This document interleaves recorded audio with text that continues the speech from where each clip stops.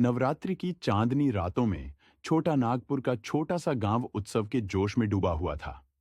यह वह समय था जब रंगों ने गलियों को रंग दिया, जब ढोल की गूंज हवा में थी और जब 9 देवियों की दिव्य ऊर्जा महसूस की जा रही थी। लेकिन इस उत्सव के बीच एक अनकही डर ने गांव वालों के दिलों को जकड़ लिया। 9वें दिन की रात में प्रकट होने वाला भूत। साध्वी, एक साहसी युवा गांव वाली जो रोमांच की शौकीन थी, पुरानी कहानियों से डरने वाली नहीं थी। उसने अपनी दादी, अम्मा अदिति को बार बार यह किंवदंती सुनाते सुना था। नवरात्रि की नवमी रात को एक निराश भक्त की आत्मा खेतों में घूमती है, देवियों का अपमान करने वालों से बदला लेने के लिए। बस बच्चों को डराने की कहानियां। साध्वी ने अपने साधारण घर के दरवाजे पर एक दिया जलाते हुए कहा। लेकिन इस साल कुछ अलग था। लोग अजीब घटनाओं के बारे में धीमी आवाजों में बात कर रहे थे। डांडिया की छड़ें असामान्य तरीके से टकरा रही थीं और सामान्य खुशहाल शोर में एक चिंता की छाया थी। यहां तक कि देवी की मूर्तियों में भी एक उदासी नजर आ रही थी। सच्चाई को जानने की ठान कर साध्वी गांव के पास के घने बांस के झुरमुटों की ओर बढ़ी। ये कहा जाता था कि रानी की आत्मा, एक भक्त महिला जो अपनी भक्ति में असफल रही थी, इन जंगलों में भटकती थी। रानी की आत्मा जो धोखे और अधूरी प्रेम से परेशान थी, नवरात्रि के एक भूले बिसरे दिन से यहां मौजूद थी।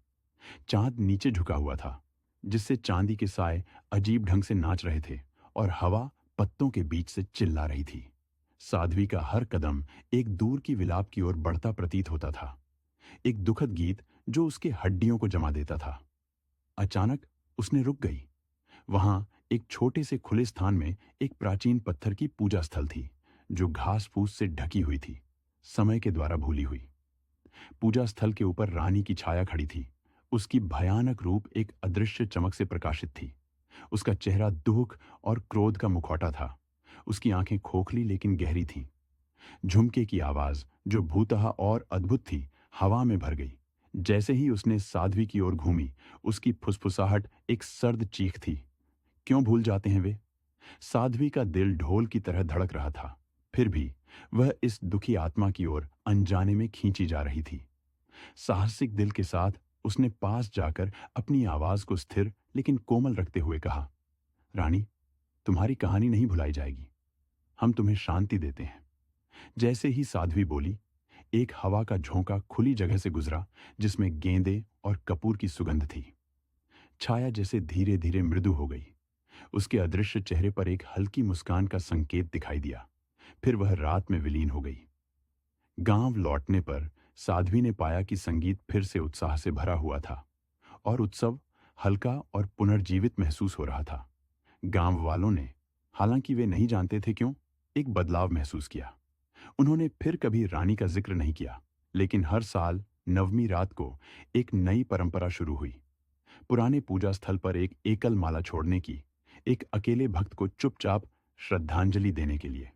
और इस तरह एक अनप्राप्त आत्मा की कहानी मोचन और याददाश्त की बन गई, जो छोटा नागपुर की प्राचीन शाखाओं के बीच फुसफुसा रही थी, यह वादा करते हुए कि कोई भी आत्मा कभी भी भुला नहीं जाएगी।